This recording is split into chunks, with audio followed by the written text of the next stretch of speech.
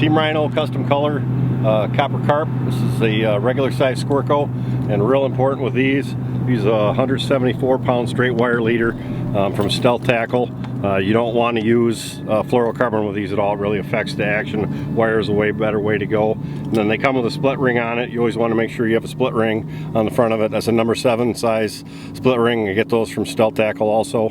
I use 80-pound high seas Grand Slam braid, cast them, and rod wise you want to use a 7/6 extra heavy jerkbait rod. I'm using a Muskie Innovations Pro Series jerkbait rod. And then reel wise I just use a standard retrieve 400B Shimano. Seems to work really well for them. But the most important thing is using the 7/6 extra heavy jerkbait rod. You want a good short stiff rod. You don't want to use long rods, otherwise you're slapping the water when you're working down on it. Then when you're casting these, you want to end up with a little bit of slack in it.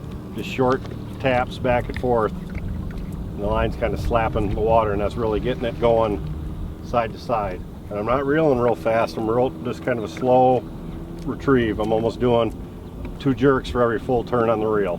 That's really letting that bait kick side to side. That's why you want to use a standard retrieve reel, because the high-speed reel will really kill the glide on it. And then you can really see that thing jumping side to side there. And then figure 8s on those, I'll just go into a standard figure 8 just like a bucktail. If you're doing too much jerking, or pushing too much water, make it splash, and then that ends up spooking fish. I've had way better luck on these. That twister tail moves around enough, you can just get them to bite it. And it's just a standard straight up figure 8 just like a bucktail.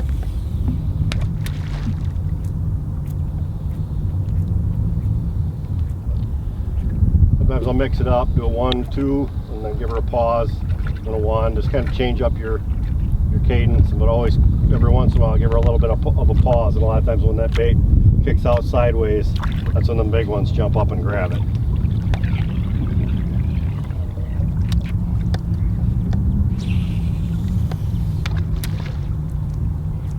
If I'm working over thicker weeds, I can keep it right up on top. It's almost like a top water. You can keep it shallow, and I'll have fish jump up and blast those right off the top of the water.